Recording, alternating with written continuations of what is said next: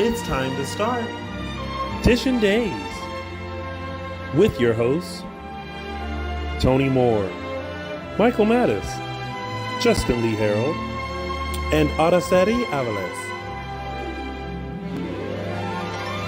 And now, let's dish. Happy Sunday, everybody. Welcome to Dishin Days, where we're serving up a full dish of this week's episodes of Peacock's exclusive #1 award-winning hit soap opera, Days of Our Lives. And if you haven't already, make sure you like us and follow us on all social media platforms. We are Dishin Days Show on Facebook, Dishin Days on Instagram, and Dishin Days on the Twitter. And if you are taking a walk or a hike or a long drive, stuck in traffic, or just need to sit in your closet and get away, you can log on to your favorite podcast station and listen to us on Apple Podcasts, Google Podcasts, Spotify, and iHeartRadio. Just simply search Dishin Days and you'll find us. So you can take us along with you and catch up on all things Days of Our Lives. Also, make sure you buy our merch. We got merch still. So go to dishindays.threadless.com and you can find such amazing merch as... Wait, what happened to that picture? I don't know where that picture is. Y'all know what the merch looks like. Found it. It looked like this. So make sure you guys go and get your towel, sweatshirt, shirt with a Meliswin logo, Possessed, our Dishin Days logo, or if you want to strut your stuff at your local mall and let people know that you are serving a full dish, honey, just head on over to dishindays.threadless.com and buy your merch today.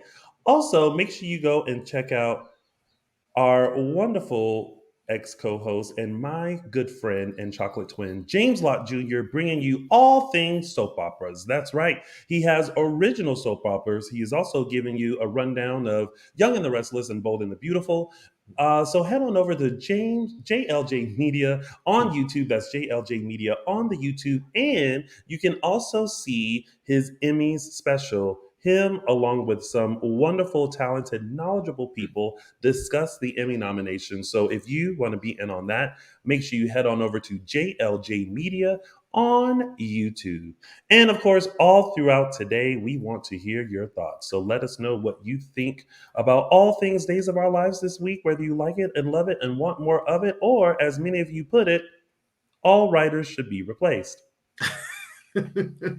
Not during the writer's strike. Right. Oh, don't even go down that rabbit hole. Right. Shout out to the writers. Yes, we stand with you. Yes. Let's get these streaming services paying you what you should. Yes. 63 cents for a residual check is a joke. It is. So let's stand with them and show support to them. Yes. Mm-hmm. I mean, listen, let's be honest. If like all these people just took $1 million off of what they earned, I think we'll be okay. But what do I know? I'm just a simple podcast host. And joining us in just a little bit, or actually now, because we're going to start Dishin Days once we speak to her. You guys saw her this week as Connie, the lovable client of Sloan Peterson, who is nervously awaiting her trial and just needed to go over things one more time. It is also a dream come true for her to have a role on Days of Our Lives, and trust me, I know the same feeling. So please help me welcome Miss Julie Dove. Hey, Julie. Hi. Hey, how are you? I'm so excited to be here. This is like another dream come true. You are just checking them off. I'm checking them off. Welcome, Julie. Well, first of all, we were talking before the show, and I was explaining, we were talking just about the correlations that we have as far as like being Days fans and finally getting on the show. Take us back to that day where, well, which day should we start with? Because there were 2 days. There were 2 days. If you guys forgot, Julie was also played this role a few months ago, and it ended up on the cutting room floor, but they definitely brought her back. But let's go to that day when you got that call. Well, I was very overwhelmed because I had never even auditioned for Days of Our Lives, and I've been auditioning for TV shows for like 14 years. Mhm. And it was like it was like a 2-page monologue for the sides. I was like, oh gosh, not only is it my first, because I have a really bad self-deprecation issue that I'm working on. I have a tattoo that says I have enough. I don't know if you can see that. Oh, I love it here.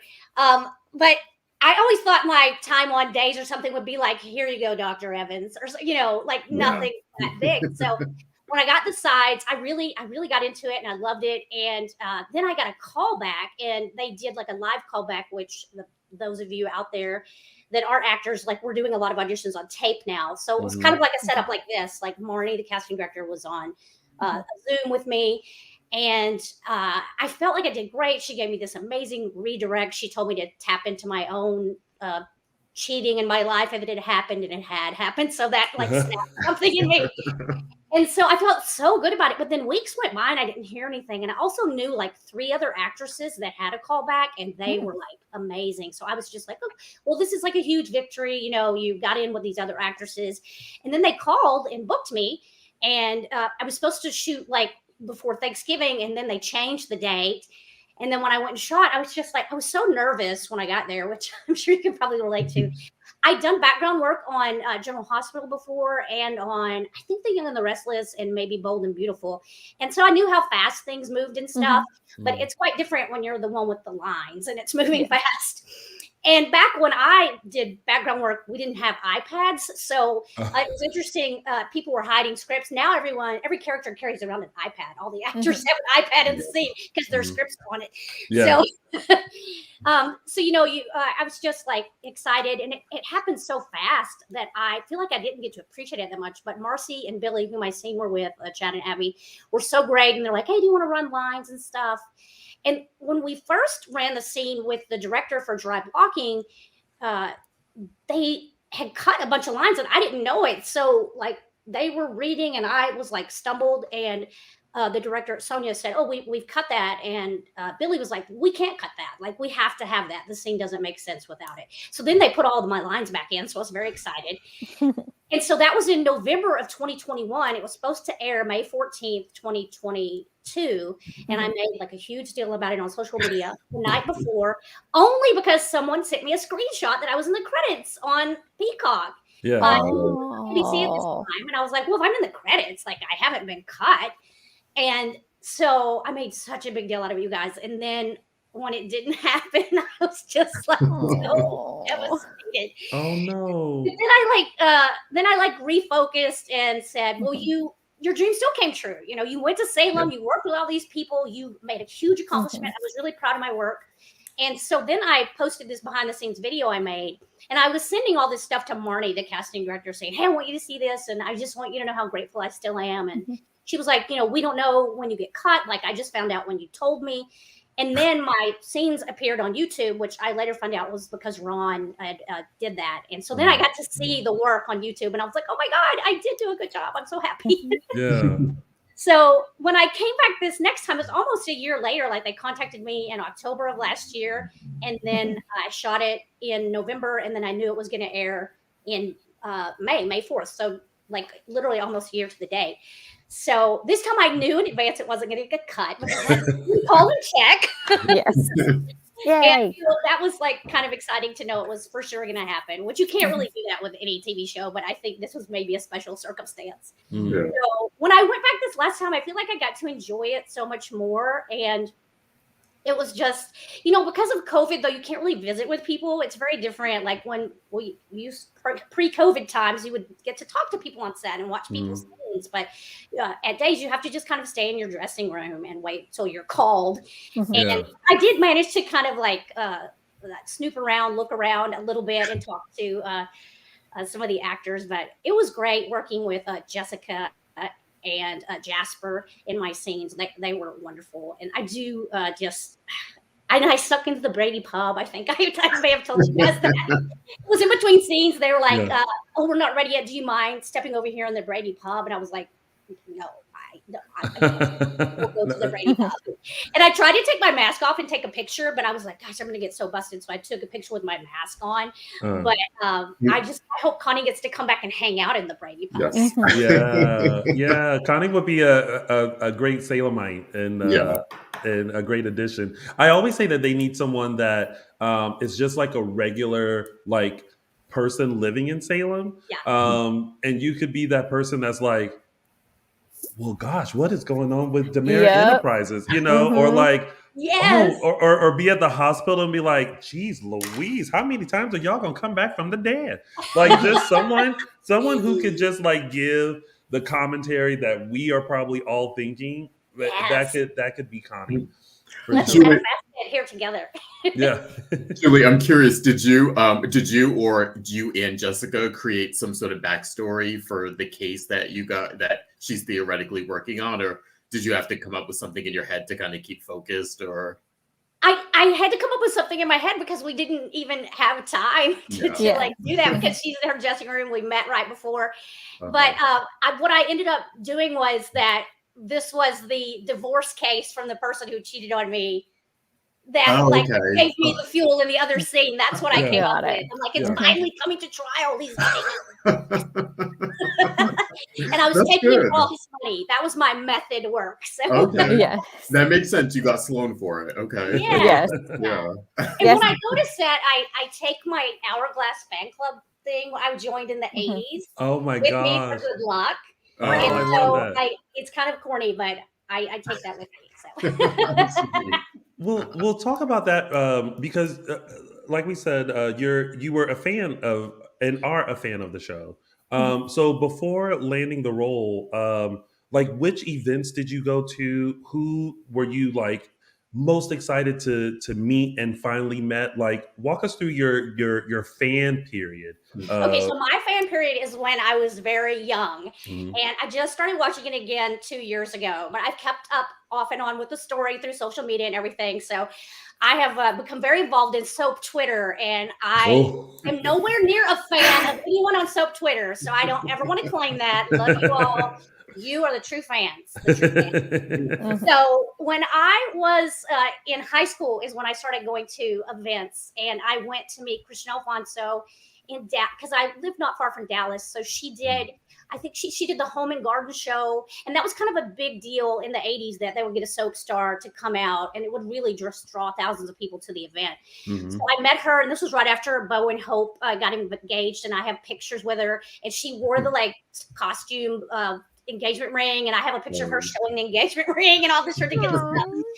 And then I went to meet Stephen Nichols at the Dallas Auto Show, and we weren't supposed to take pictures with him, but my sister Rhonda went with me, and I like leaned into the table and she took the picture, and I got him like a yellow rose because this is when he had just started calling Kayla Sweetness and would leave like the yellow rose. And then I feel like that. Oh, and then I wrote Mary Beth Evans a fan letter, and she wrote me back, and I wrote Peter a fan letter, and I got like a form fan letter back, but it was just as good to me.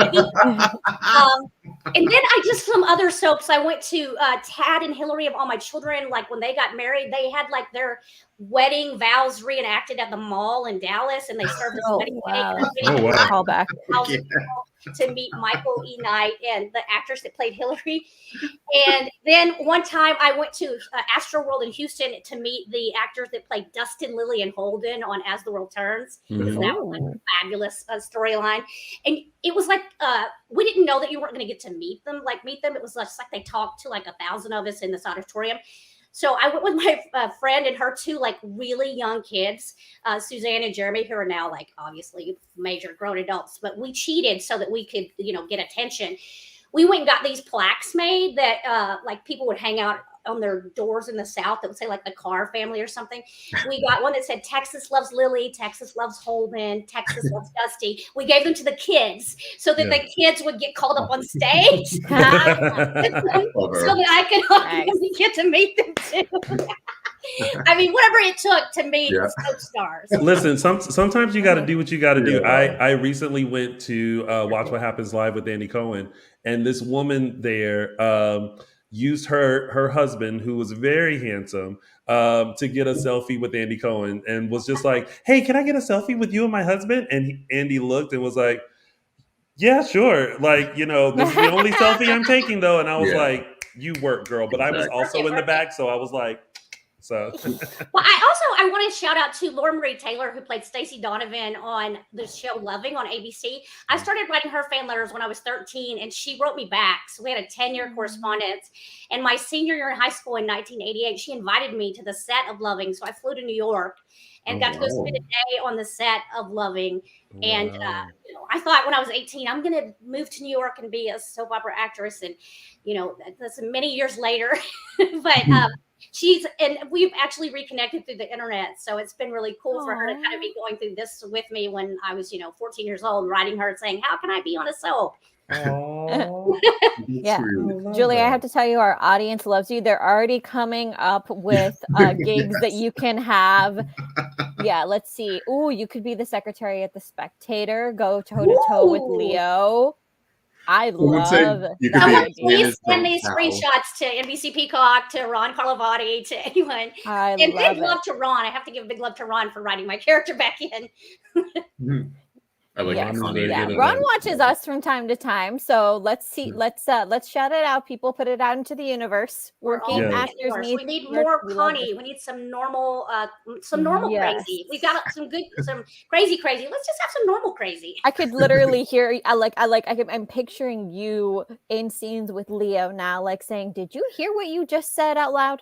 Leo is my dream person to be in a scene with. I would love to be in a scene with Leo. Now I have to ask, because we actually haven't gotten much information yet. What was it like working with Jasper? Because he's brand new to the show as well. He was so amazing, you guys. I didn't know this, but even though he's been on the show for a couple of weeks now, the scene he shot with me was the very first scene he ever shot on the show. Oh, wow. And so I felt so honored. And it's so crazy when I finally did realize who he was like, "Oh, hi, I'm Jasper. Marnie's told me all about you." Like that. I was like, "What do you mean?" He was like, "Oh, I know your whole story and how you're back." And I was like, "Oh my gosh."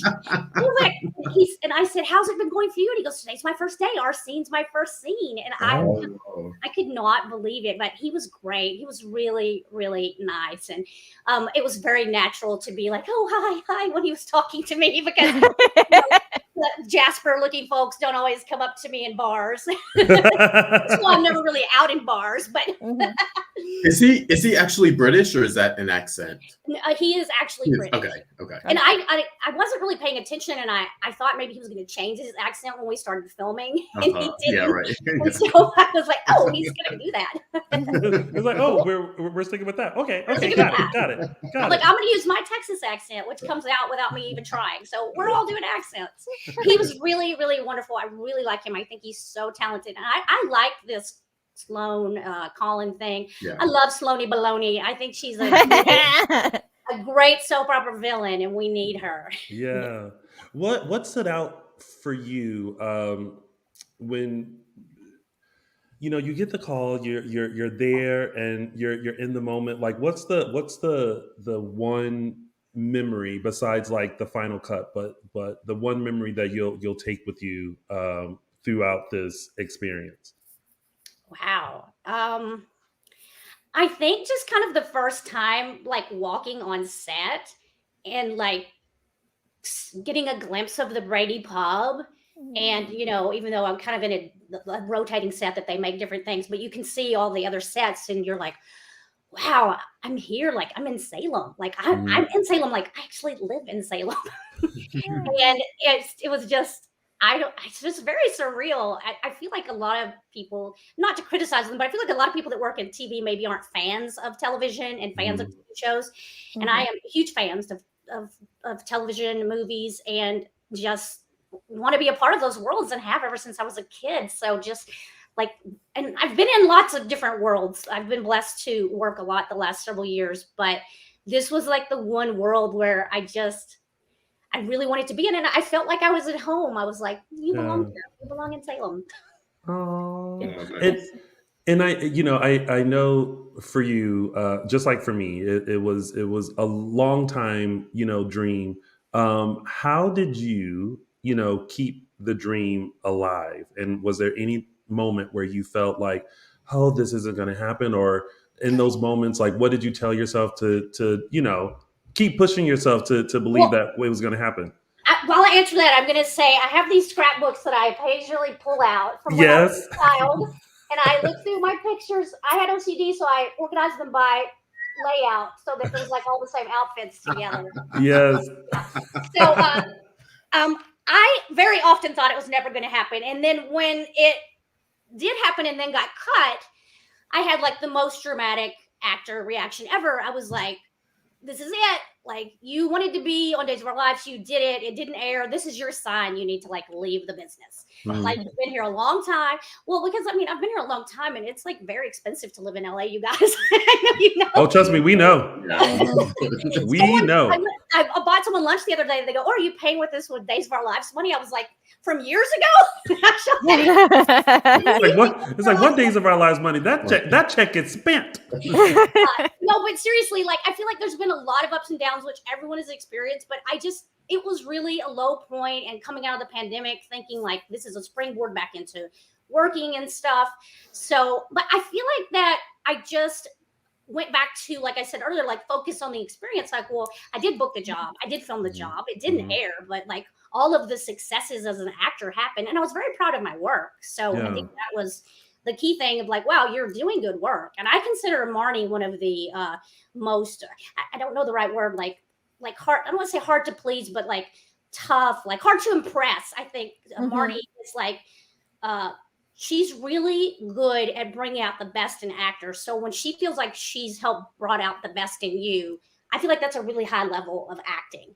So to know, I just kind of went back to like, look at all these victories and just keep going. And then I jokingly said to a friend, I was like, well, I'm going to be on it again. And this time Bo and Hope will be back. And I had no idea that they were like coming back. So I was like, I've got some special powers going on. Yeah. But I mean, I go to therapy. I've got like my group of friends I can talk to. I think that managing mental health is like the key I've learned as an actor, to find those things to do, like taking walks, watching the shows that you love, the things that brought you here.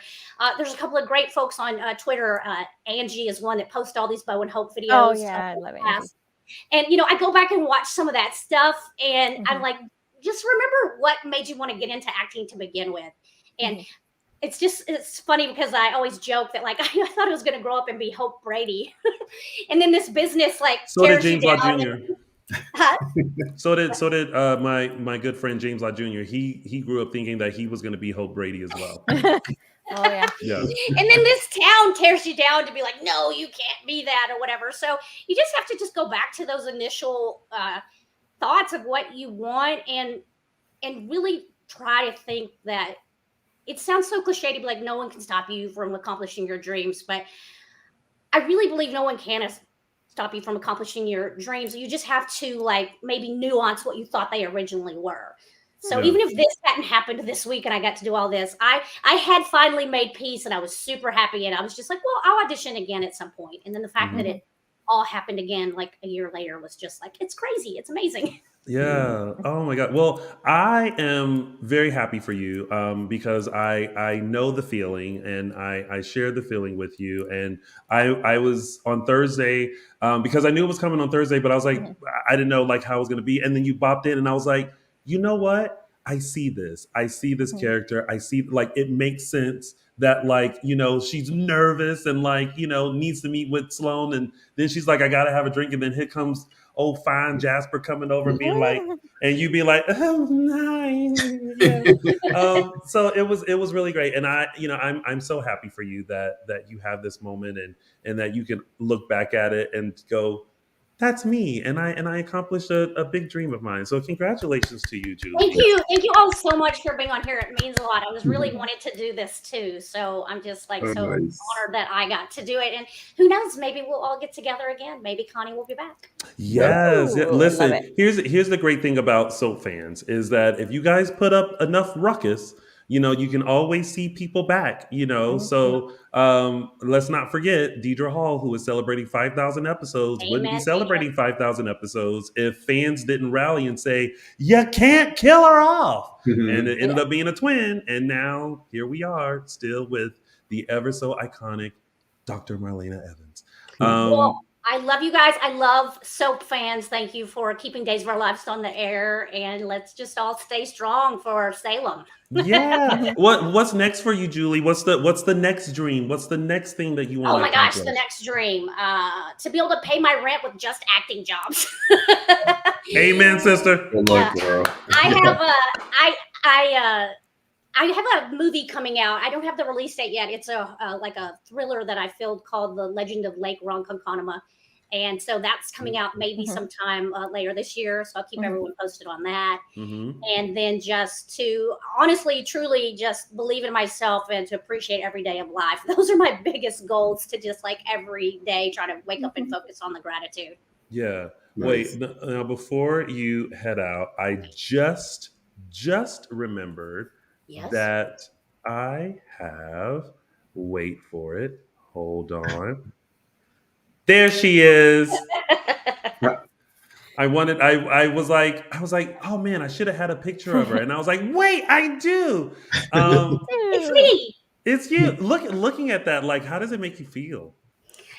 I mean, first of all, I'm always like, oh, thank God my double chin's not too bad. That is always my first thought when I'm looking at the footage. But I felt really good about it when I saw it. I was like, oh my God, look at me. Like, I'm there. I'm in it. And it's like on Peacock. It's happening. Like, this isn't just YouTube. No offense to YouTube. But I'm like, this is the real deal. Yeah. Oh, well, thank you, Julie, for coming on, and so excited for you. And we hope that we see Connie again, in Salem, either needing help with the case or maybe making an appearance in at the Salem PD because she needs somebody arrested. Who knows? Who knows? So what I'd like for everyone to do, if you're watching now live or even if you're watching later, tweet us and let us know what jobs or how do you see Connie in Salem, and then we'll share them. We'll retweet them out. We'll share them. We'll talk about it. So, yay! That's going to be so fun to see what people come up with, because fans love rewriting the show. So that's going to be a good time. I've learned a lot. Well, Julie, thanks again for joining us, and all the best to you. And we hope to see you again in Salem. I hope so too. Thank you so much. Yes, thanks, thank Julie. you guys. Bye. Bye. Oh, yay. That was so much fun. Congratulations to her. It's just so eerie how similar yours and her experience was, Tony. Yeah. It's almost exactly the same. Luckily for me, I was already familiar with the set of days and how things work. So my nervousness was more so just wanting to do a really good job, not only for myself, but for everyone else. And it felt really good to have people say, oh my God, it was great. So yay. Now Julie joins the ranks of dreams do come true. All right. And now let's get down with the get down. It is now time to start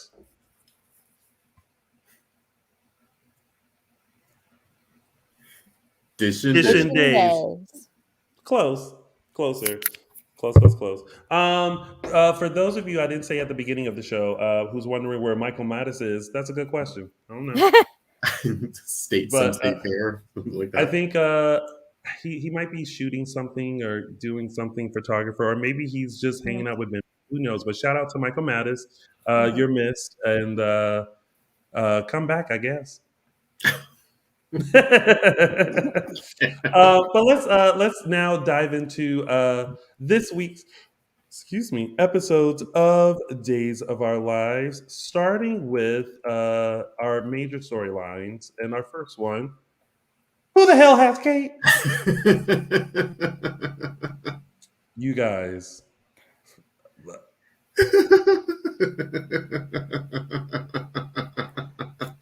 First of all, I want to say this. I'm going to start off with this.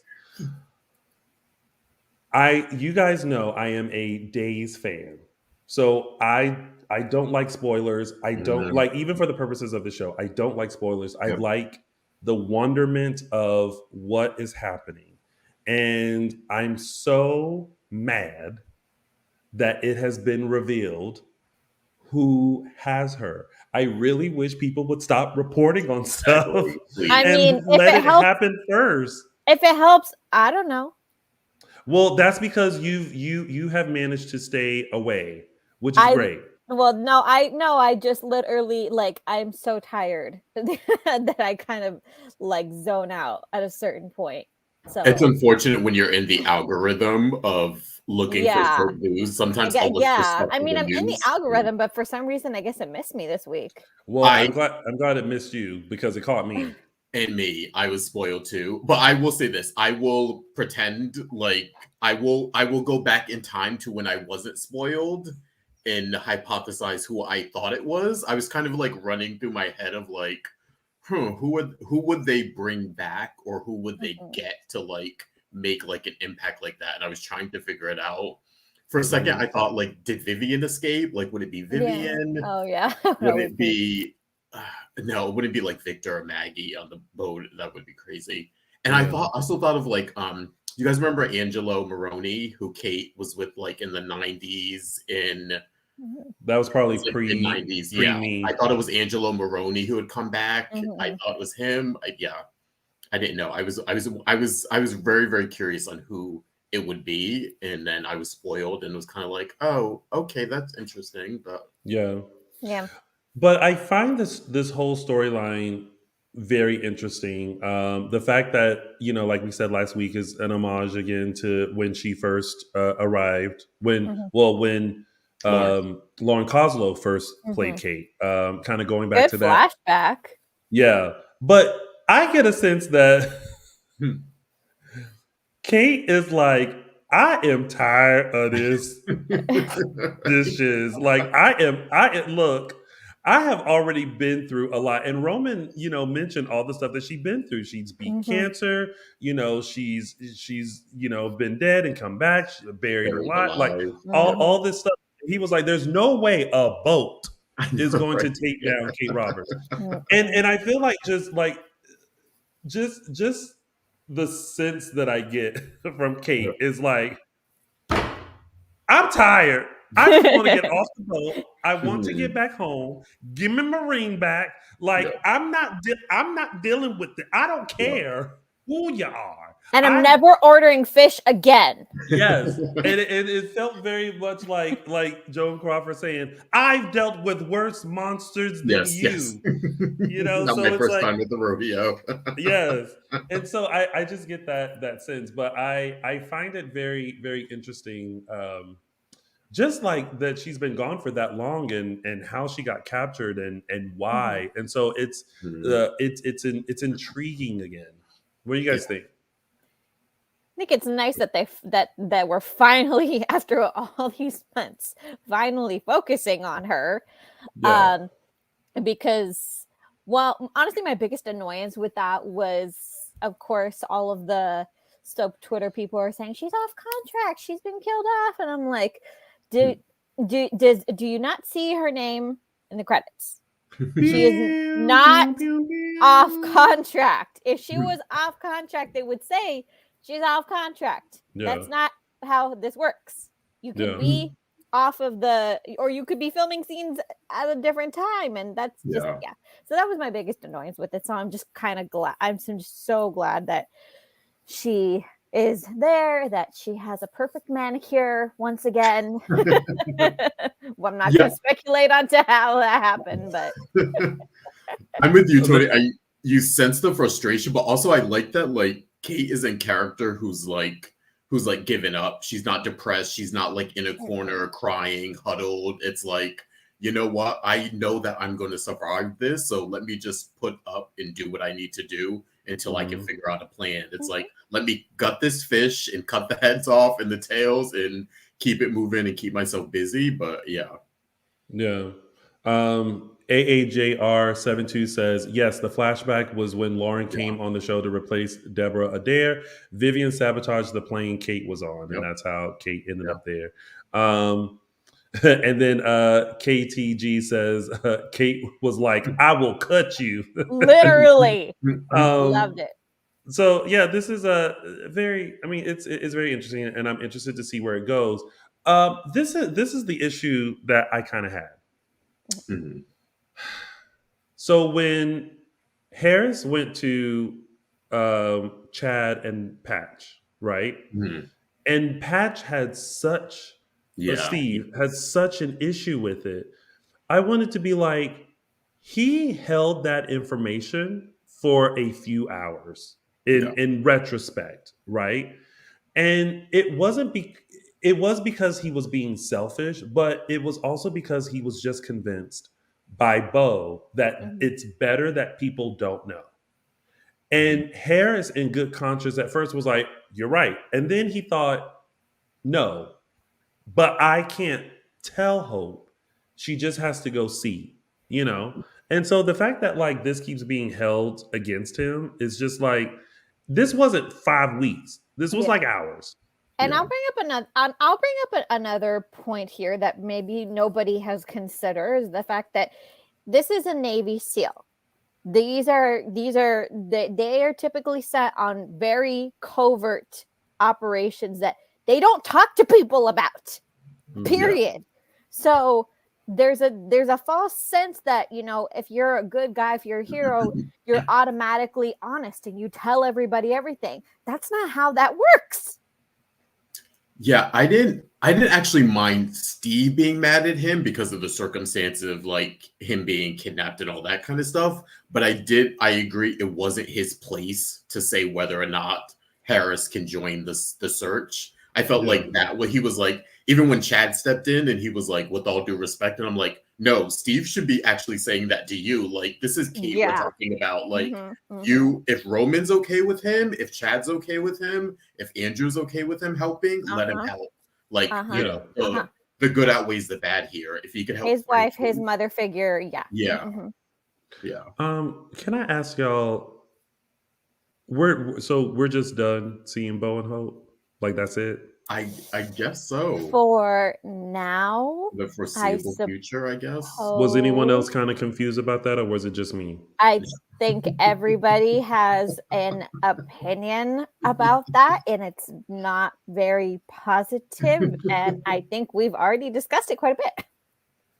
I'm just trying to figure out if we're gonna just always be like, he's in a coma, he's moved.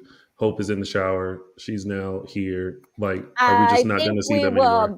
They established that they're probably going to move him to a long-term care facility. So that's going to be the bye-bye. They're going to be over there and everybody's going to go back home. And for all you J fans, they basically Luke and Lauren, Bo and Hope, which I find to be a little strange that they took this storyline. If those of you don't know the famous Luke and Laura, the famous super couple, this is actually what happened to them in the 80s. When Jeannie Francis ironically left to come to Days to play Diana, they basically put Laura in a coma as a way to like let the character of Luke move on with his life. And they didn't put her in a coma. They had her disappear off of a dock. I don't know because I don't watch Shore Hospital. No, she did that. That was later, in 2002. Okay, 2002. That's what happened. No, in the 80s, they had her literally. She was grabbed off of a dock and was presumed dead, and they never heard from her. The catatonia thing didn't happen until 2002, way after their relationship was like decades old at that point. But anyways, yes, it has happened before. This is not new to any soap canon. This is, you know, just one of many possibilities that they could have had. And I guess he's still alive. So let's, yeah. Oh, okay. Like everybody has, nobody was happy with this. All right. We've established nobody was happy with this. It is what it is. Let's just, you know, pray for good news down the road. Sorry, Mama Moore is messaging me because, of course, she can't be in the chat room, so she just continues to have to text me. She was saying she thinks Bo will die and won't come back or will come back. Mom, let me know. Well, because then I was like, at first she said no, will die, and I said no. I was like, who? And then it just kept saying no, and then it was finally Bo because the B and the N are too close together. Or And she has she has fat thumbs like I do. So I'll wait for her to tell me her full thought about Happy that. Mother's Day, Mama Moore. Yes, happy Or it pre-Mother's autocorrected Day. Tony. Gosh. Other things that confused me was I'm very happy that Kayla and Stephanie have returned to Salem. Mhm. However, Kayla, you didn't want to take a minute to just like not go to work. Like Marlena did well. Maybe she took a day to take a bath, but Marlena, when she got back, she was in the bath with John. She was at the house. Everybody was discovering that she was back, and it's like it looked like literally. And I think they made the urgency of like Seth Burns, who has it out for Kayla and has like, girl, like Seth Burns, calm down, girl. You ain't got no medical degree. But it was he did like this, spent all this money to find her replacement. Here she comes walking in like, surprise, bitch, I'm alive. And so and I just, for some reason, I was like, not right off the plane, not right off of Greece. Like, let people ease into it because all of a sudden, she walks in to see Nicole, and Nicole's like, oh my God. And I'm like, yeah, girl, I feel it too. Like, you just walking around like it wasn't but like a few months ago, people were at your funeral. life is for the living. When you are living, you go and do whatever feels good for you. That's a lot. I was like, just take a beat. Just take a moment. Okay. Oh, my mom thinks that Bo will be killed off this time for good. That's the words of Mama Moore. And don't y'all try to say anything about my mama. That's her thoughts. I don't know. We'll see. Yeah. Any other thoughts about Kayla starting wandering around? We'll see where it goes. It's going to be for sure revealed on Monday who has her, and we will talk about that another time. Tyler Najir said, hope she at least took a shower after a 10-hour flight. I mean, listen. Yeah, that's true. Priorities. Mm-hmm. Priorities. All right. And that is it for that storyline, right? Yeah. All right. So I feel like this week we really didn't mention like what we thought about this week because we went right into it. But I feel like this week was kind of like an info week. It's just kind of like putting stuff, just kind of setting the Easter eggs so that they're in motion. But speaking of things in motion, someone was not having a good week this week because it's EJ's terrible, horrible, no good, very bad day. He's owed it. Huh? He's owed it. He's owed it? Well, he deserves it. Yeah. Every once in a while. Oh, you know why he deserves it? For that dumbass comment he pulled on Belle at the beginning of the week. Well, Belle handled that. Yeah. Yeah. Belle was all of us like, shut up. Yeah. Belle was like, you know what?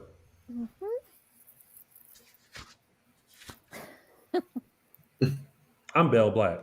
Brady. Don't you mess with me. This whole consultant thing. I know. It's it's like the madness. Tit for tat. I mean, we've been complaining about this for a few weeks now, but this was the height of it. This was all of our predictions sort of on the screen, them literally going tit for tat. But listen, also, Gabi is not wrong. Yeah, I mean, she's not wrong. Yeah. She's not wrong in her observations. Neither me. I actually want to say this. I actually probably find Nicole to be the most competent as far as the foursome in terms of business. I'd probably say Nicole first, then probably Gabi, and then the two guys. So I feel like none of them have really room to be criticizing each other. Right. But I laughed at that sort of thing of like, Yeah. And then, oh my gosh, I will say I appreciated the fact that Sloan telling EJ that she caught Eric and Nicole in bed Mhm. was an actual slip up. Yeah, I did too. Yes. And Yeah. I was just like, huh, this feels strange. Because for Yeah. the first time, you go, Yeah. Sloan, And she also Yeah. felt bad. She didn't like Yeah. like when she realized it was a mistake, she didn't like lean into it. She was sort of like nervous and like, oh, okay, sorry, I gotta go. Like it wasn't. She is Yeah, totally high on Eric right yeah, now, which I mean, is who wouldn't be? I mean it's good for her that she's finally like leaning into her feelings a little bit, but mhm. then she don't realize like, hey, not everybody else is gonna feel the same way that you do about this situation. So this is love. Also, like dumb Mm-mm-mm-mm. on them for not bringing her into the fold quicker. What do you mean? Like the first thing they should have established is we're all going to keep our mouth shut. Not, I feel Mhm. like Nicole did that with Eric, what, maybe a few days ago or last week, depending Yes. on the Mhm. timeline.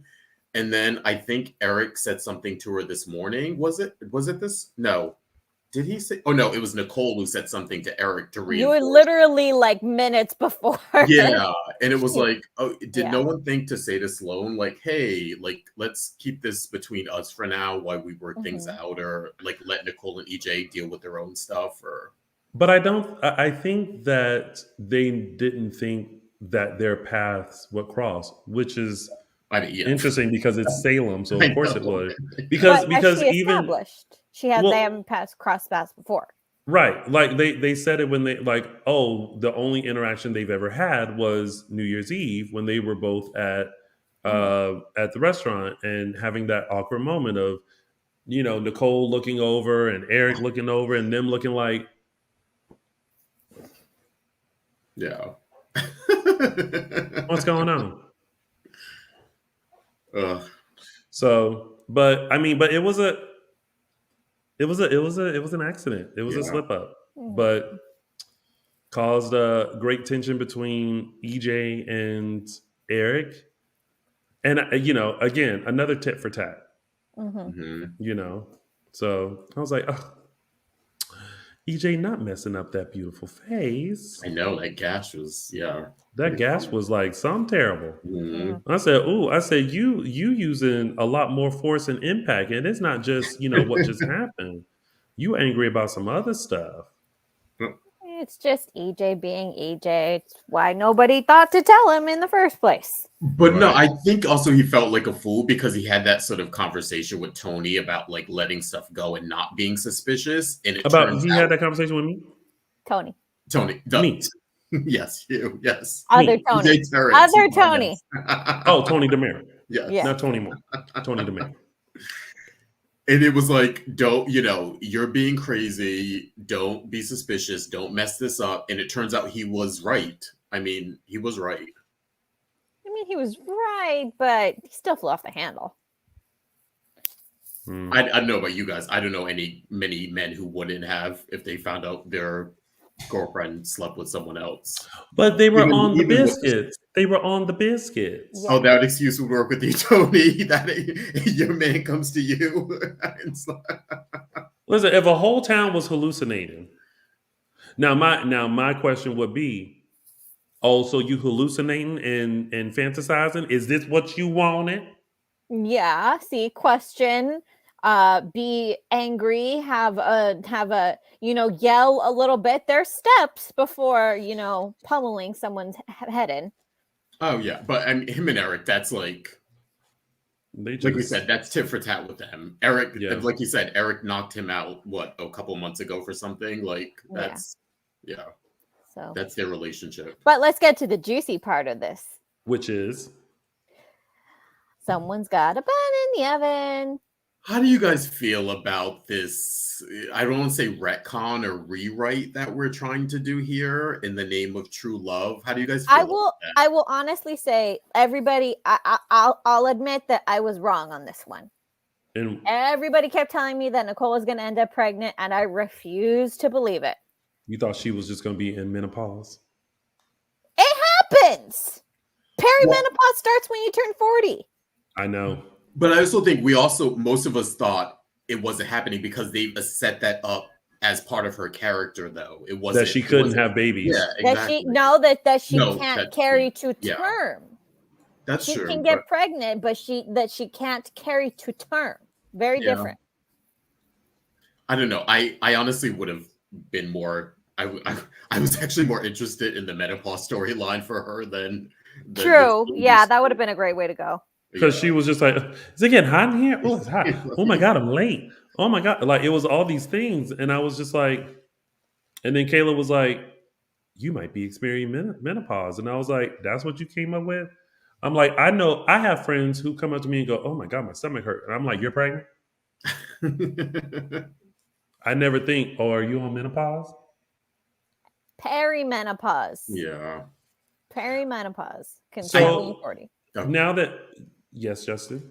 I was gonna say, I think that could have been an interesting way to do it though, and not just like make a joke out of like her being hot, but like examine someone like Nicole, who a lot of times has gotten by on her looks, to now be a quote unquote younger woman experiencing perimenopause, and like having that storyline, I think could have been interesting to explore. Because that's actually a very typical thing that happens. Not the most like outlandish storyline, of course. They're doing it something more realistic, but I think also it could have been interesting if they did it in a certain way. And so I'm kind of like, missed opportunity. Pregnancy storyline that. Yeah, but everybody wants the miracle baby. And who knows? They've gotten Nicole very close before. She's carried. Her last pregnancy, she did carry almost a term, but the baby was stillborn. So, who knows? I think who the baby daddy is would probably be the least of her worries. Well, speaking of, who do you think is the baby daddy? It's got to be Eric. Yeah, I assume they're just gonna make it Eric's baby. Yeah, because they're giving the fans what they want. Here's the thing with that. Now, listen, I attended sex ed, and so I know how things work, right? But wasn't it just last week that Eric and Nicole had the hallucinating sex? Wasn't that just last week or 2 weeks ago? Yeah. Right. So now all of a sudden you're pregnant. Yeah, I guess so. I mean, is this like a Sarah Rex thing? Is this like where it was outlandish that we thought it was, or people thought it was Rex when it was obviously that was a few days. I mean, this is giving very that. Yeah, that's what I'm thinking. Because I'm sitting here. Because I'm sitting here like. That's true. I didn't even think of that. Nicole and Eric. Yeah. Sex. Nicole and EJ. They've done it a lot. Nicole is pregnant. That's true. We don't know what Y is, but it's funny. I actually would prefer it to be EJ's. Me too. I think it makes it more interesting, regardless of if Nicole and Eric end up together. To me, that would be more interesting. My mom thinks it's baby with EJ. My mom thinks it's Eric's. I think it's just because it's fan service. It has to be Eric's. Well, here's the issue that I have with that. And I think some fans in here have said the same thing.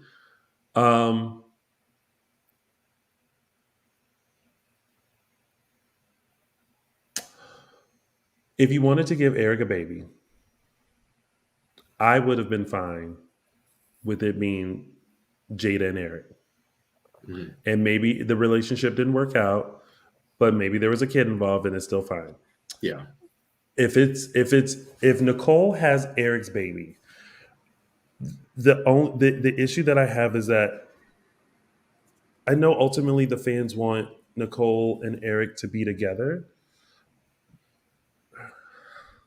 But to go through that situation with Jada and then like give it to, it's just kind of like. Yeah. Yeah.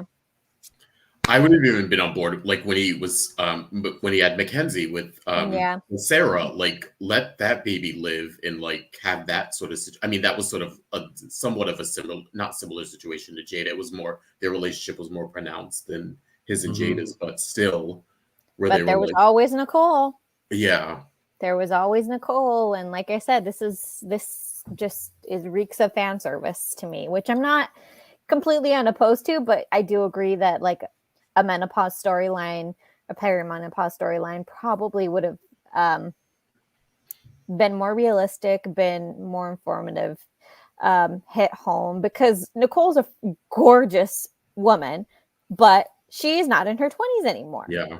And it's important to realize that, yes, the women of a certain age don't look the same as they did. Like women in their 50s now don't look like women in their 50s did 40 years ago. We just know how to take better care of our bodies now. But at the same time, it's like you still have to talk about some of this stuff. It's it's important. So it's fan service. Oh, someone made a comment. Hold on. Oh, where did it go? Hold for comment, please. Nope. Oh, I don't know where it went. What you looking for? Oh man. Oh, I can't remember where it was. Nope. Anyway, I can't remember what someone. Oh, here it is. Deborah Ricio says, I think it will be Eric's baby. If EJ is the father, there's no drama there because already they're together. If Eric's the father, you have Sloan in the picture. Here's the thing. There could be drama either way you put it. Yeah. Oh, yeah. If it's Eric's baby, then there's drama because of Nicole and EJ. If it's EJ's baby, because of Eric's underlying love and want for Nicole, no matter if he's with Sloan or not, that's still drama because now it's either putting the nail in the coffin of like, oh, we'll never get back together, or it's like, I wish that were me. So there's still drama. You know what I mean? And then you can add drama on top of drama and then have Sloan pregnant too. I was thinking it would be drama if it's EJ's baby, but this whole thing makes Nicole realize she wants Eric, and then that's the drama. Maybe. And honestly, it's, well, I wouldn't say interesting, but their previous children have died, 2 of them. So this is true. A third child for that them. last pregnancy, EJ was nowhere in the picture. Yeah, so I think that she was dealing with. She had, Rafe claimed to be the father of that baby, and then she was with Daniel for most of that pregnancy. Yeah. So it was like EJ was nowhere to be found. Yeah, it was odd. Dylan Matthews says, "Do we always need drama?" To which Patrick TV replied, "It's a soap opera, so I say yes." So I don't know. So okay, wait. So Justin and Araceli, you both think that it's Eric's. I think it's Eric's, even though I would want it to be EJ's. I think it's EJ's. We shall see. Let's see how far along she is. We can actually tell that. Well, that was the other thing. I wanted to be like, so nobody, you say you're pregnant, but Kayla didn't go. Yeah, you've been pregnant for a hot minute, or something. Yeah, you can tell that. Yeah. Mm-hmm. Well, that's probably the next step, right? I don't think you can tell from that. Is that's the next step. Yeah. Yeah, is to figure out when. Yeah. Let me tell you who was not buying any of it is Gabi. Oh my God. Gabi was. Did you not learn your lesson when you left Julie dying in a park from a heart attack? Nope.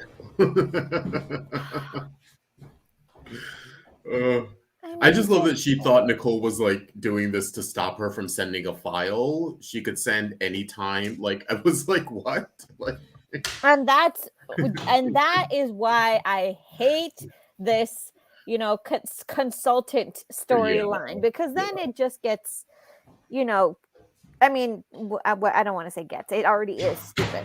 Yeah. So that's just I can't stand it anymore. Yeah. I don't know. Yeah. I think it could have been interesting if the 2 women were just like listen, these are our guys. We know we each support them and what they want to be in charge, but let's call a truce with us, or let's we support our men, but let's not get in the They don't ring. have to hate each other to like each other. She just has to Exactly. take the woman doubled over in pain to the hospital. No. Just do that. That's it. Listen, it's like that. It's like that TikTok. This is your man. Yeah, and I'm gonna stick beside him. I can't. I did have to laugh though that Gabi just left her there. The next scene was Gabi at home when EJ came Just in. like literally pulled up to the hospital and was just like, "Bye, girl." Okay. Yeah. I was like, oh wait, she didn't like stay with her to see if she was okay. She literally like took her to the hospital and was like, girl, bye. Like call EJ when you get a break. Gabi said, "Baby, I got a corporation to run." And like she didn't even call EJ. That she didn't even call him. She literally dropped Nicole off at the hospital. She said, "Listen, you go in here and deal with your little stomach problem. I gotta go. I have got to go, honey. Bye." Oh my god, that did make me laugh when the next scene was her at the Mirror Mansion, just like nothing happened, being nonchalant, like, "Oh, you don't have to call Nicole, child. She in the hospital." Yeah, that's where I left her. Mess. Well, okay, that's it for that storyline. We are now moving on to Gay for Pay. Lord. Okay. So, I mean, I'm not gay, so I don't know if I feel the way I feel about this is the way you guys feel about this, but I just felt like this was like 10 different levels of inappropriate and insulting. Justin, what do you think about Talia and Jasper and Chanel and Paulina? It's just weird. I just think it's weird. Because at first when I thought it was interesting when I'm pretty sure it was this week when Talia was like, what are you gonna do to her? Or like he made it sound like he was gonna do something more nefarious to destroy Chanel. And then he was like, oh no, I'm not, he said, like, I'm not a murderer, I'm not that bad. I just wanna do what she did to my mom, basically like break her heart. And I was like, oh, like that's the plan, to like break Chanel's heart. Like I just thought, oh, okay, that was kind of a letdown for me. And then for this to be the plan, that Talia is gonna seduce her, make her fall in love, and then dump her. I take back everything I ever said about Talia when she first came on the screen. You just can't. This girl is oof. And it's giving abusive, weirdly like manipulative, like Svengali. Like it's this whole thing is weird. Their relationship is weird. What he wants her to do is weird. Why she's going along with it when she seemingly has come from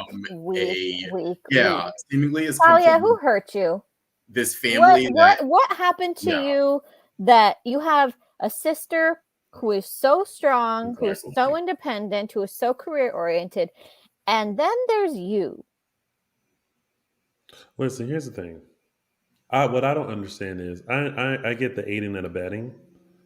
Mm-hmm. I just wish he was just doing it. Like, like I wish there were moments of like things happening, but us again never seeing it. And then when it goes to the flashback, it's actually her being a distraction or something, him like going in and doing something. You know what I mean? Mm-hmm. I wish it were that, because I think the eek part of this is exactly what you said, Araceli, is just the way that he treats her. Now listen, I mean, the man looks good. Yes. And, we love a big, burly, hairy chest and an accent and piercing eyes and hair that all you that can kind like of stuff. Grab onto. Mm-hmm. And, we likes all that. And like I said, and I'm sorry, Mama, that you got to hear this, but we all grown now. Sometimes when the eggplant is great.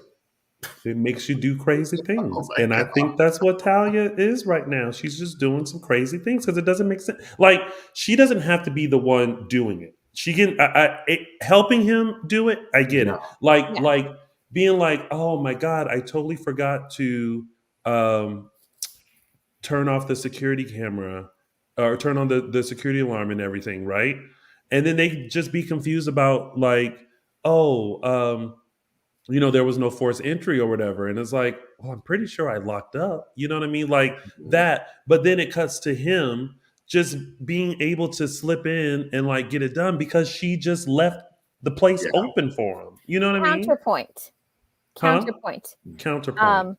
Well, or in addition to other avenues that could have been taken were like Colin, I think, was just too gun shy about like Sloan possibly recognizing him, but we're working under the assumption that he's been in town for a while now, so like he could have himself seduced Chanel, found I a was way. just thinking that would to me would have been more interesting if he would have went to Yes. Sloan and see. I think Sloan would have been on board with that part of it because that's not really illegal.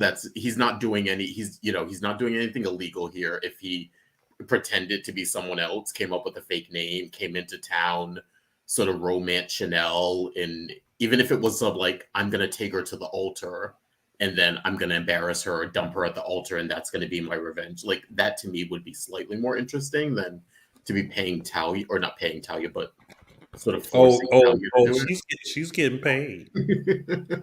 Yeah, let's be clear. He is now officially her pimp. But I think yes, there could have been, because I mean he was out and about with just a hat on. Yeah. But I also, remember he mentioned why he was doing it this way, and I think it's more so to protect Sloan, because if she has no knowledge Yeah. that he's in town or anything like that, because they're already pinpointing her, so there's no way to like pinpoint her. Mm-hmm. So, but I don't know. This relationship is very interesting. But that last moment of when Talia was texting Colin and being like, "But I'm not even gay. Like, what if she?" Yeah. And then Chanel hit that corner, and Talia was like, I mean, you can be straight and still admire people's bodies. I was like all looking through the Met Gala photos, like, ooh. I mean, listen, the amount of straight men that have told me how handsome I am, and that if they were, they would. Oh, Tony, we know what that means. The classic was. I mean, listen, I take it for what it is. Don't come over here unless you are. Listen, I understand that my mom and dad. Okay. My mom and dad created some good chocolate over here. Okay. But my mom takes all the credit. She knows she does. But I don't know, this whole, yeah. While we kind of have an ick about it, it's still very interesting. Yeah. That he is that he's kind of masterminding. Yeah. All of this, but I still just have this feeling of my mother. That's right. But my I think it's the thing of like them not understanding that like Chanel really didn't have anything to do with, it's almost just like wanting to blame someone. Yeah, it's so misguided. Yeah. Even like when he was explaining it to Talia, he had the same reasoning that Sloan did. It was like, Chanel came in and broke up my parents' marriage, and she did this to my dad. And it's like, she didn't do nothing but exist. Yeah, like your daddy and your mama was gone. Yeah, it was. Yeah, it's very much. Clearly, we don't even have to meet these parents. They're both dead, and we know just from the way that they're talking and the way that Chanel explains it that these were terrible people. So clearly, they raised their children with like zero moral values and zero understanding of a healthy relationship. Yeah. But like I said, I do like Colin. I like him as a character, like sort of what he's bringing, even if I'm not crazy about what he's doing. I think call him Jasper? I think I did. Did you? Well, the actor's name is Jasper. Yeah. Yeah, the actor's name is. But I think Jasper is doing a good job Colin. In this role. Yeah. Yeah, I think so too. Yeah, I think so too. I'm interested to see just how it continues to unfold. But let me tell you something. Ain't nothing getting past Jada Hunter. Yes. Jada was sitting at the Brady pub, like looking at her like, oh, okay, so you just gonna go out? And anytime someone starts with let me ask you something, you know they know. They just now need to see how you're gonna answer. So when she was like, because Jada was like, listen, I ain't got time to beat around the bush. Did you trash Paulina's office? And you could tell Jada was zero in on just every movement of her. And Jada's like, but it puts her in a rough spot because she knows at some point she's gonna have to arrest her sister. Yeah.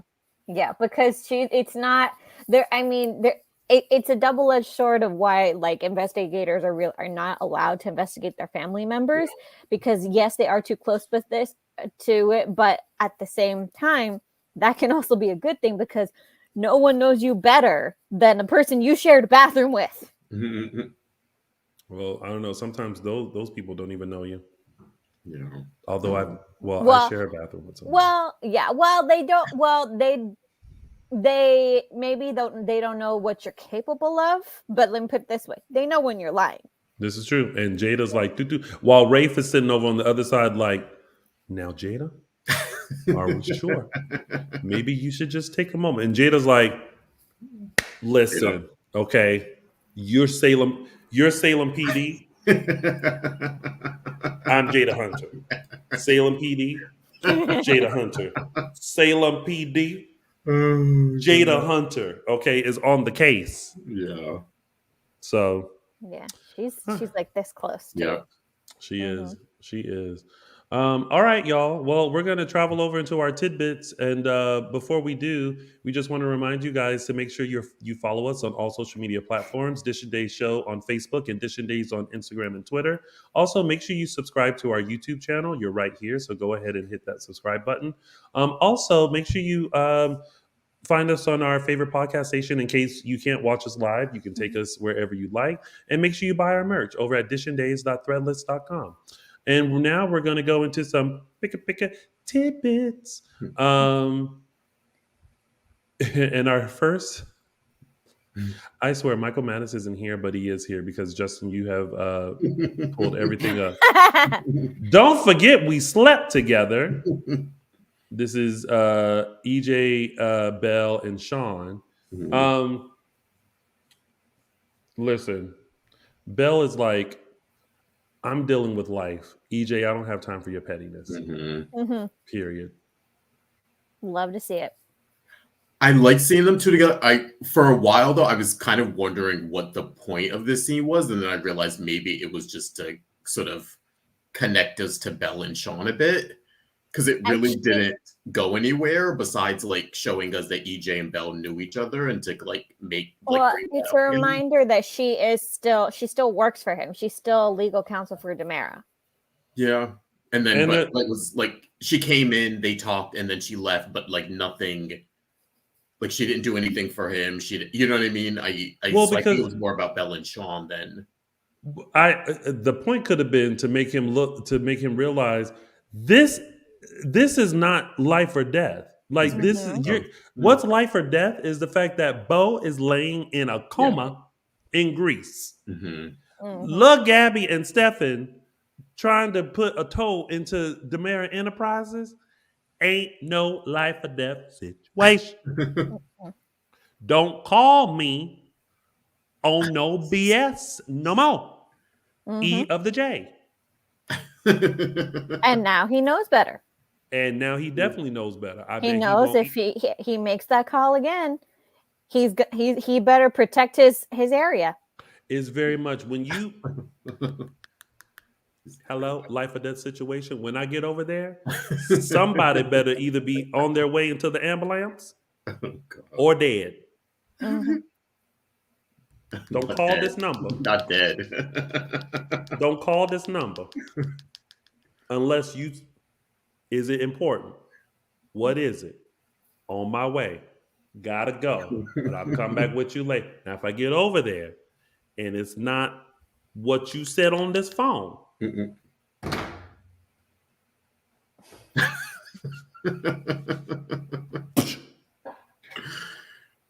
Yeah, it was nice seeing them though together after what? How many months we have it after they sort of ended Like their a thing. year. Yeah, it's been a while. yeah. Yeah. What could have happened with that? Oh well. I know, Shoulda, coulda, right? woulda. Mm. All right. Well, let's travel over to the apartment that linked everybody together. Now, I actually liked a lot of what we got Yeah, out of that apartment I did because there was one point where there were a ton of people in that apartment, but then everybody splintered away.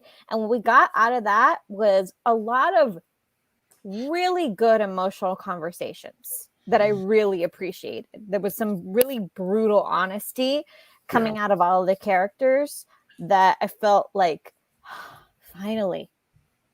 You just needed to. I just called to say it's over. I really did like the Chloe Brady conversation, and I felt like this was the first time they were really actually talking to each other about their issues and not sweeping it under the rug or not.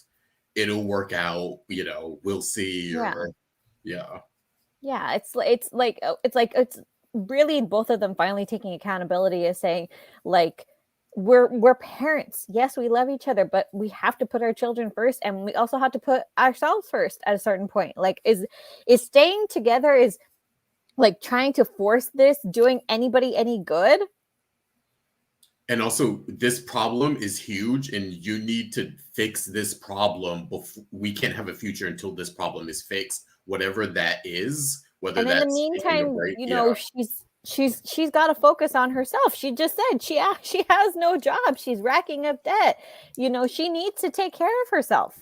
Yeah, it's like I ain't got time for this. But I like the relationship that her and Xander are creating. Yeah. Like I like that. Does it need to be a love interest? No. No, it could just be. Can it be just a one night of Xander? Sure.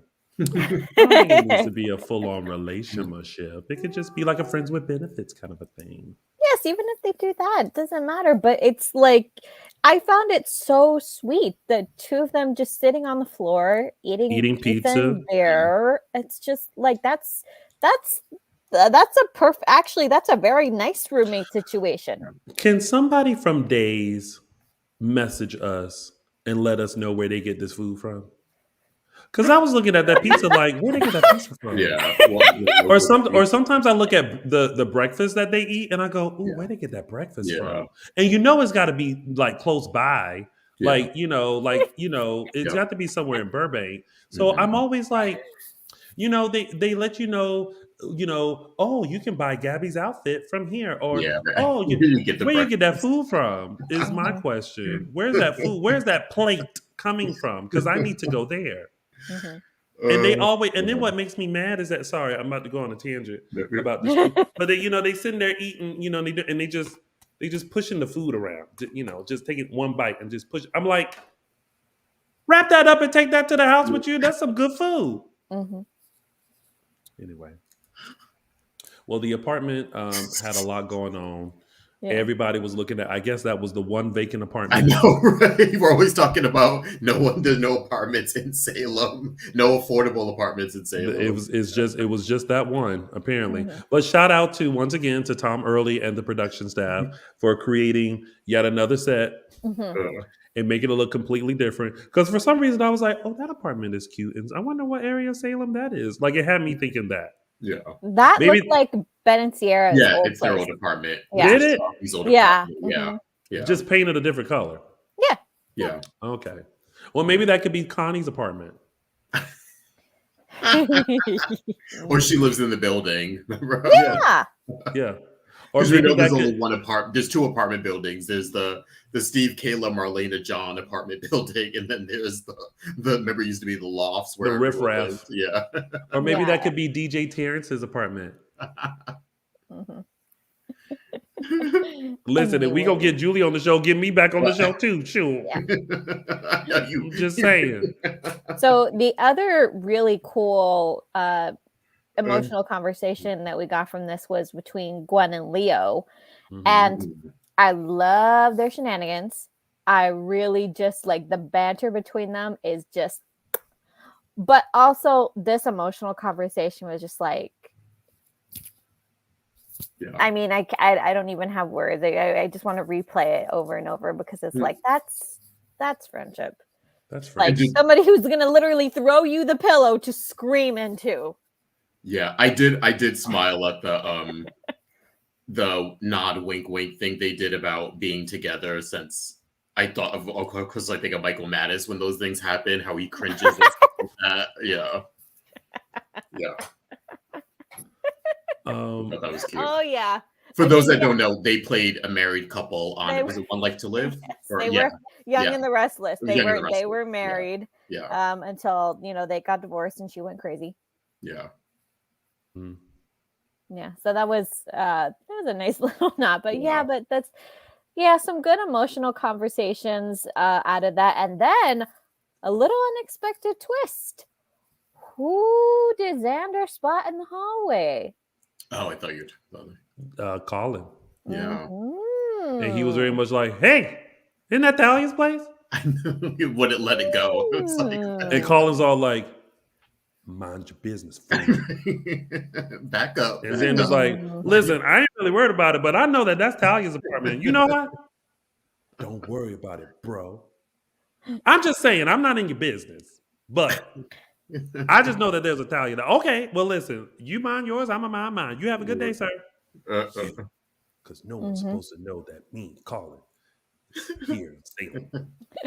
I picked that. That's how I pictured the conversation actually went. Not how it went, but that's how I feel like it went. No, because what actually happened was he called him a what was it, a private dick? Dick first, yeah.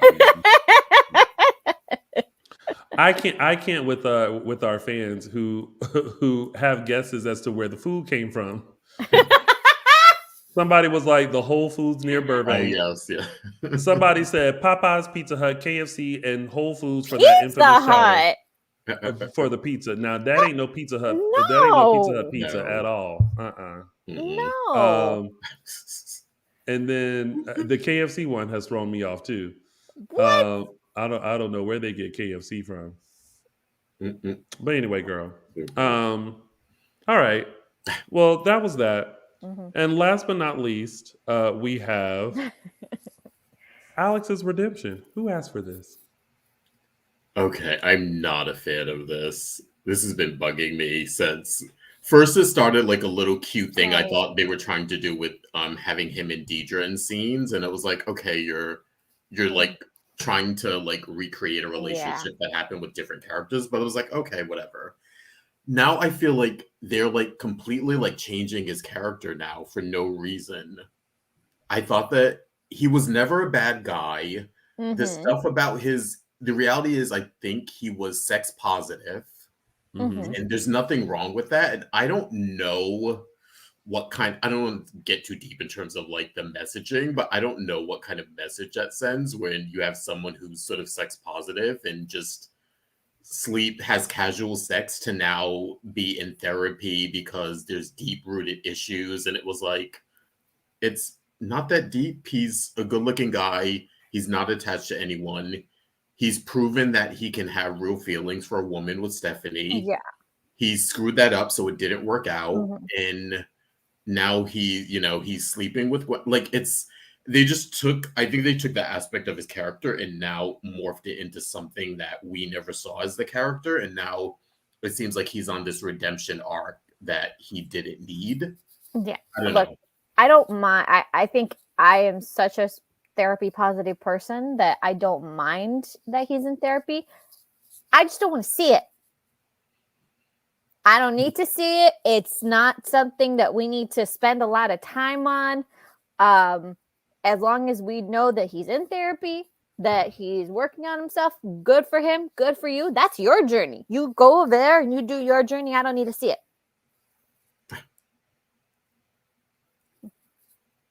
Focus on what you got to focus on, which he said he's going to step up for Maggie. Go do that. I'll back you up on that. I don't need to see this private office. You and Marlena, you go over there. I mean, listen, can we just get back to how Alex was, the seductively taking off his glasses and the casual sex, the businessman, let's get him back to that. And, listen, he's sorry about Stephanie. Stephanie just, I don't know what she wants in life. Does she want Chad? Does she want Alex? I don't know what's happening. But I'm glad that Kayla accepted his apology. Yeah. I just, I again just feel like I get it. No, he shouldn't have touched her phone necessarily, but I also get it. Mm-hmm. Anyway. Yeah.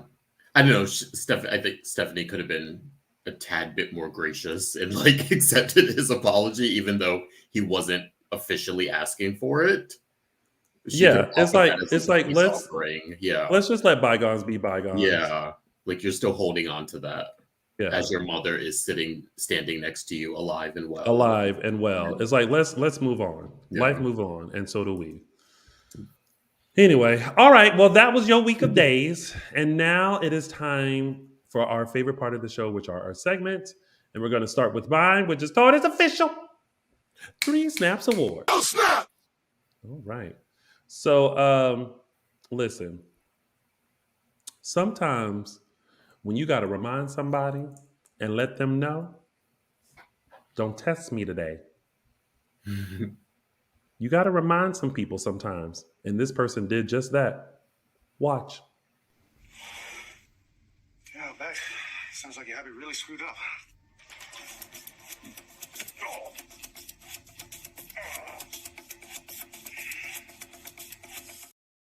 That was very much like don't play with me today. Don't play with me today.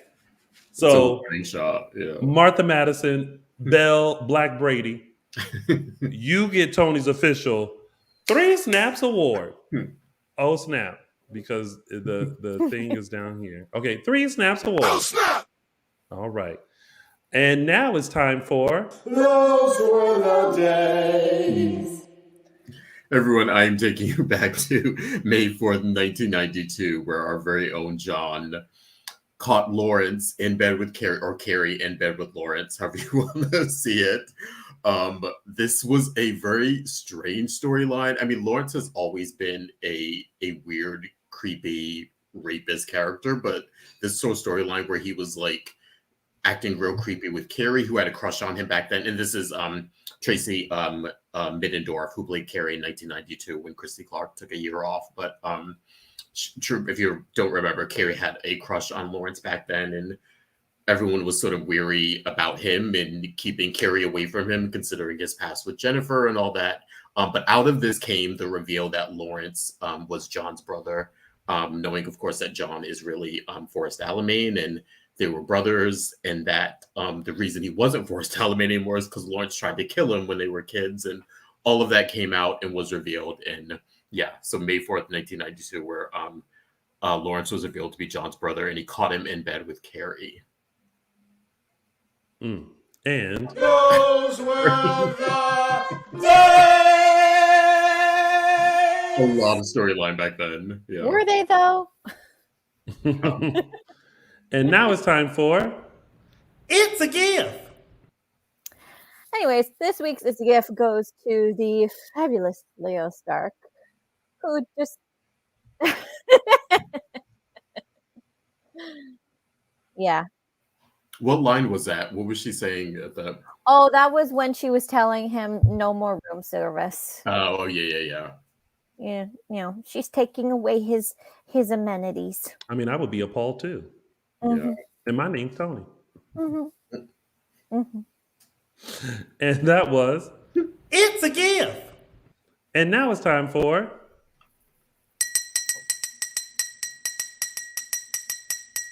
News and Gossip. Yeah, starting off this week, if you haven't heard, we got a little bit of some sad news, but hopefully well wishes. Camila Banos, who plays Gabi Hernandez de Vera, is leaving the show after, I think, 13 years on it. Mhm. She's taken a couple breaks since then, but 13 years since she was a teenager. She's leaving the show. She wants to take some time off. She wants to expand her family. She wants to do some other projects. And I think there was a concerted effort to maybe have a little bit of an more open schedule. Unfortunately, that didn't work out. So she has decided to move on from Days and pursue other things and live life. And just, we wish her luck. I mean, it's going to be interesting not having her. We've had her not on the show before, but for smaller periods of time. And I think she's been so front and center since she's returned those times that I think it's a little, it'll be a little weird to sort of see the canvas without her, but best of wishes to Camila.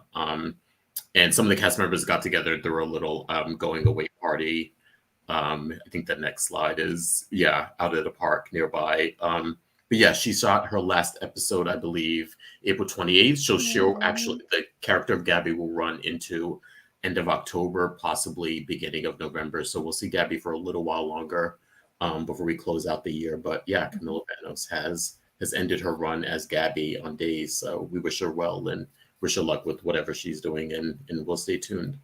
And listen, let me really, the person who really should get 3 snaps for this week is Camila Banos, because the way she exited Days, I said, baby, let all the outlets know I'm out. Yeah. So Camila Banos for that.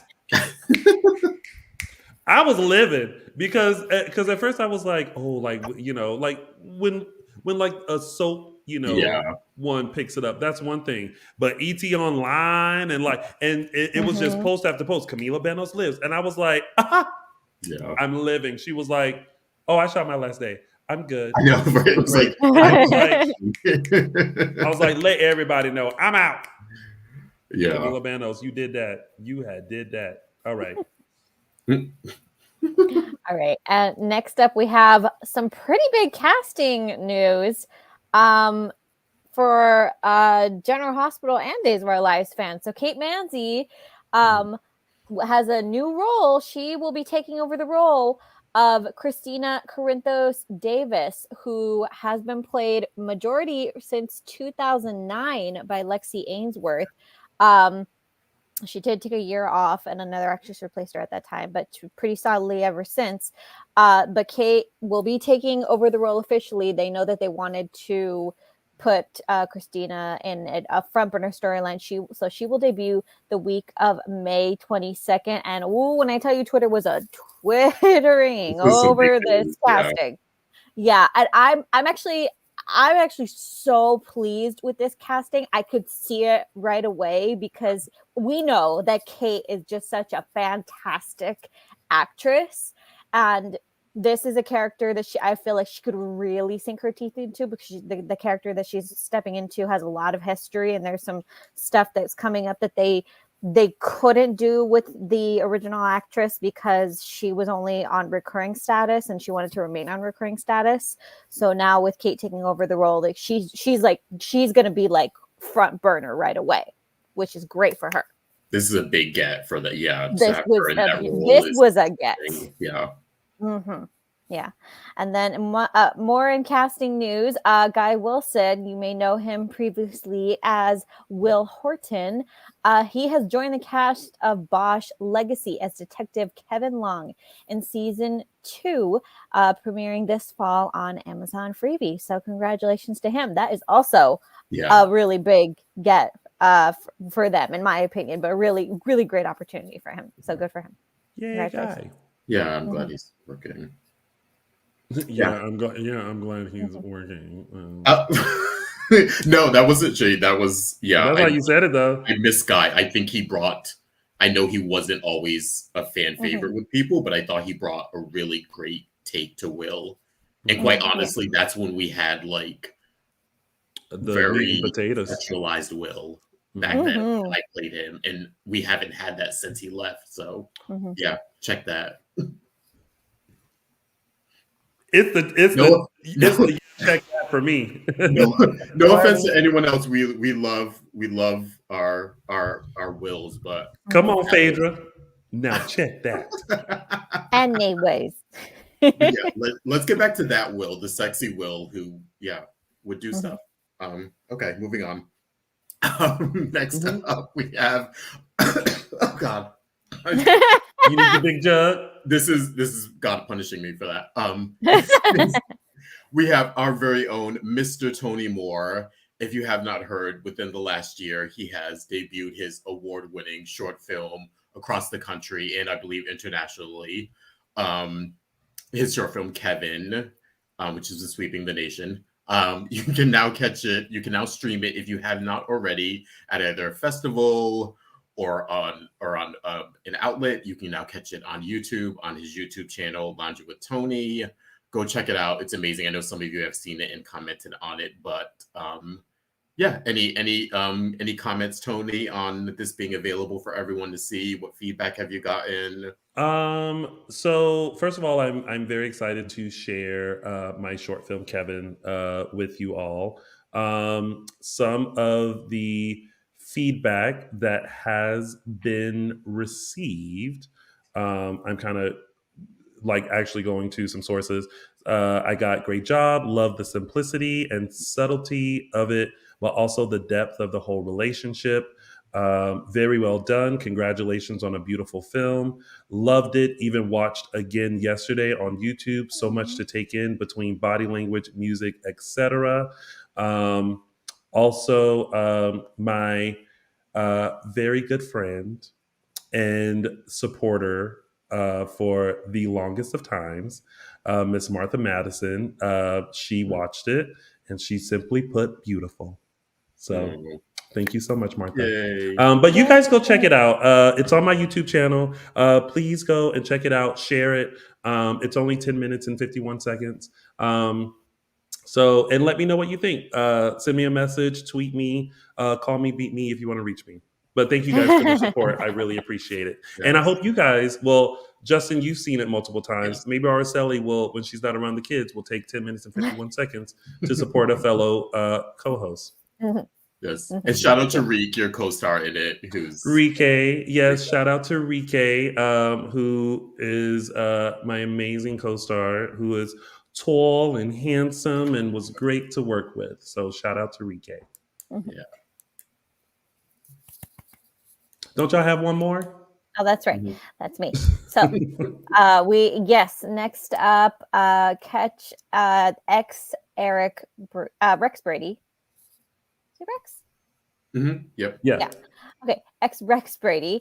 Sorry, those characters have been around so many times.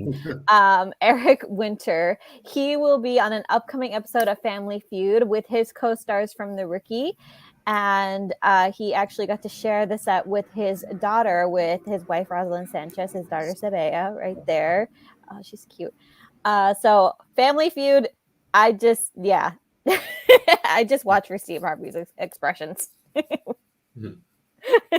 What? So I just watch for Steve Harvey's expressions. Oh, yeah, me too. I love the this gonna be on YouTube. Yeah. So check your local listings for that upcoming episode. Yay. And also this just in, my mom texted and said, that was a good short film. Had me crying. Oh. Which is very true. She cried. I cried the first time I saw it for multiple reasons, but that's just me. All right. And is that it for news and gossip? Yep. All right. And that has been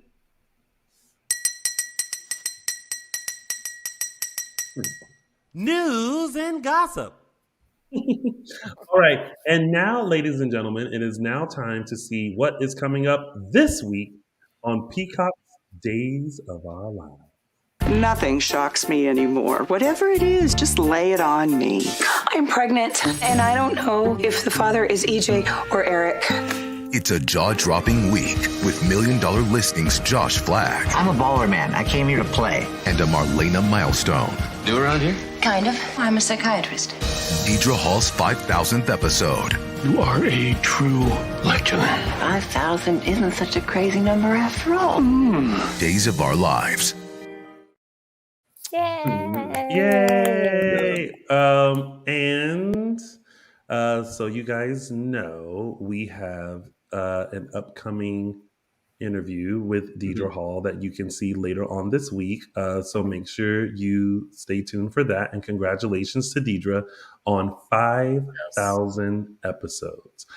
This week is going to be a great week. I'm also very interested to see Josh Flagg because I'm a fan of $1 Million Listing. So I'm interested to see how that goes. So it's going to be a great week. But we won't be here next week because it's Mother's Day weekend. So tend to our socials to find out what we think. And speaking of socials, Justin Lee Hareld. Yes, you can find me on Instagram at Justin Lee Hareld. Just on Instagram? Yep. Just that. That's it? That's it. No, thank you. No other social media platforms? That's it? Just well, what if they don't have Instagram? No, they'll have to come here every week and watch me here. Araceli. First of all, you don't do that. You don't do that. You don't move on to the next.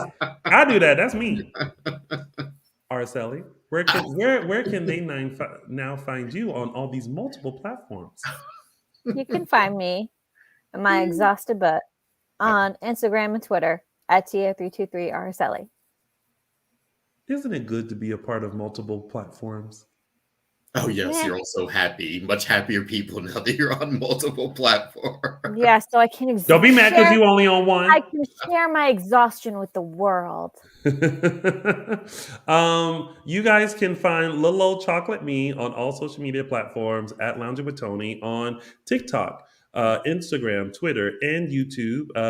Make sure you go to YouTube to see my short film, Kevin. And of course, you guys can find all of us on our social media platforms, Dishin Days Show on Facebook, Dishin Days on Facebook. Dishin Days on Instagram and Twitter. Thank you guys so much. That has been Dishin Days. We appreciate you guys hanging out with us this lovely Sunday afternoon. And we will see you in 2 weeks. 2 weeks. We will see you in 2 weeks. But next week, we may have not only the Deidre Hall interview, but we'll also have a special announcement regarding our Dishin Days Awards. So make sure you stay tuned to that. Until then, you guys have an amazing week, a wonderful day, and we'll see you again in 2 weeks. Now, somebody's going to message us and be like, how come you guys aren't doing the show? We're not doing the show because Mother's Day. So, although I don't know why we didn't talk about pre-taping. I don't think we could. No. I don't think we would be able to with the schedule. No, not with the schedule and now with the tons of gifts I got to wrap. The dedication of our co-hosts. I know you. Listen, if I'm not here, the show is still taken care of. Let's move on. Thank you guys for watching. We'll see you in 2 weeks. And happy Mother's Day to all the mothers out there. Happy Mother's Day. Bye, you guys. Bye.